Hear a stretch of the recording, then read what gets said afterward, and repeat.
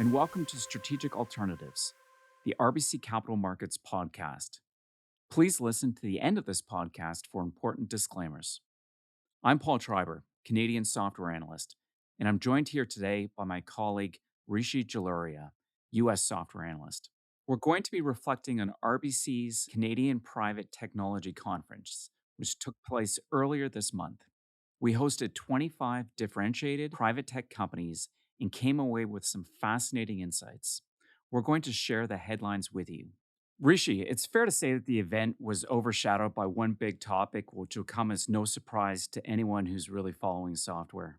Yeah, absolutely, Paul. Look, the impacts of AI were reflected in every panel session.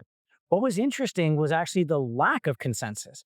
In several cases, there were conflicting views about what the long term impact on software from AI will be. Yeah, so is software dying? Let's look at the arguments in turn.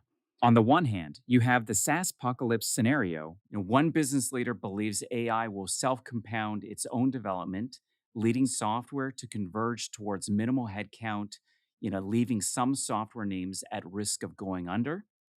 On the other side of the argument, others believe that programming employment is growing as models can't replace developers wholesale.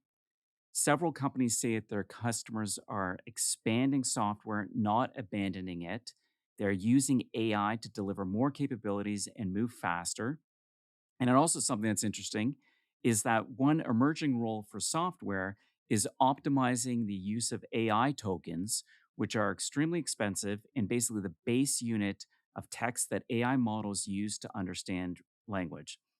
But in reality, the picture is much more nuanced than just the binary death or survival of software. Yeah, you're absolutely right, Paul. It seems like businesses with certain models might be better positioned than others. I would call it vertical software firms in regulated, workflow dense environments are better insulated. When we think about data, high complexity, high levels of proprietary data offer the most defense, especially when the data is applied into an intelligence layer and where it's hard to create, where it has short shelf life, and where it can't be reproduced by off the shelf LLMs. A couple examples of this include healthcare EHR platforms where patient safety demands zero errors, tax research products built on professional content that LLMs can't access, broker deal infrastructure requiring years of regulatory navigation. I will also say network effects are also a mode where value lies with the network operator and it's hard for new entrants to compete. An example of this could be, payer provider healthcare networks or van to manufacturer platforms. Another big theme that emerged from the conference was the effect of AI on jobs. And it was interesting that several presenters pointed out that AI is actually not displacing IT budgets, but instead it's cannibalizing labor. There are several software acquirers that expect that their portfolio companies attack customers' labor's budgets. One presenter said that tech spend accounts for just $1 for every $20 it's spent on labor. Converting even just a fraction of that into tech could expand the market by multiples. There's numerous examples of this. Several good ones are video security agents replacing security guards, manufacturing software that optimizes tasks to be performed by fewer people. But this underlines that it's not just software companies being impacted by AI, but whole industries and honestly, the global economy. Look, in aerospace, design timelines have collapsed from years of simulation and reviews to days or even hours. Insurance platforms can compress entire purchase journey from days of broker callbacks to minutes of digital completion. In fact, many finance participants think financial intermediation is about to collapse, with AI directly connecting supply to demand. At the same time, there is evidence that AI natives are winning against incumbents. For example, legal AI companies are winning enterprise deals by delivering immediate value. A home healthcare software platform is beating legacy EHR platforms. But the progress that AI is making isn't entirely smooth. There are definitely constraints to scaling. Different parts of the AI hardware stack are improving at different rates. For example, processing is growing exponentially, but memory is growing much more slowly. And in particular, interconnect is a critical bottleneck. In some cases, expensive GPUs are sitting idle because interconnect can't keep pace. Also, power, not capital, is a key constraint. And all this disruption continues to hit valuations, and that is having an impact on software M&A. Bid-ask spreads are wide, limiting financial sponsor-to-sponsor transactions. Credit markets for later-stage software deals are muted.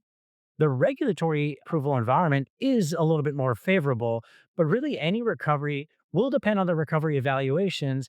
And look, I'll maybe add that large strategic M&A needs to be more AI focused than maybe it used to be 5 years ago when consolidation could have been a thesis. Now I think it has to accelerate the AI narrative for a large software acquirer. And just finally, there was divided opinion on the rise of sovereign clouds. Now, sovereign clouds are an initiative designed to ensure domestic control over data and cloud computing infrastructure in the public sector and reduce reliance on US cloud providers. Some felt that this would provide a tailwind for Canadian tech companies, with Canada uniquely positioned to meet international appetite for non US tech providers. However, others feel that open source models will take over in most cases and that local hosting isn't a meaningful necessity. Okay, so to conclude, there remains a lot of debate around this space and uncertainty of where software will go. Rishi and I have talked at length in the past about moats for software companies, and I think it'd be a great opportunity for Rishi to just run through what he sees as some of the moats here. Yeah, look, thanks, Paul. I would say, in addition to what we've been talking about, I think there's really three key themes I wanted to highlight. Number one is really innovation is the biggest moat in software. It's no longer enough to bolt on AI capabilities or have table stake AI capabilities that can easily be replicated with off the shelf LLMs. It really requires a fundamental rethinking and re architecting. And that's why we continue to believe innovation is the most powerful moat out there. Second is we believe the market is really underappreciating the value of vertical and domain expertise, of understanding the context of the data as it pertains to specific industries, especially mission critical problems, and being able to solve deep customer problems and workflow problems. We think the market isn't fully appreciating that. And third, I think it's becoming clear that data alone is not as much of a moat as we initially thought.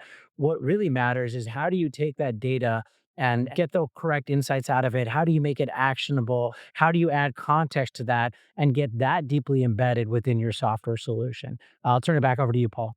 Yeah, thanks Rishi for joining me today on this podcast.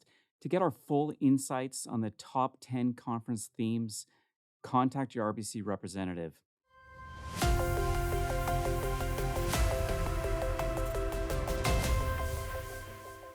You have been listening to Strategic Alternatives, the RBC Capital Markets podcast.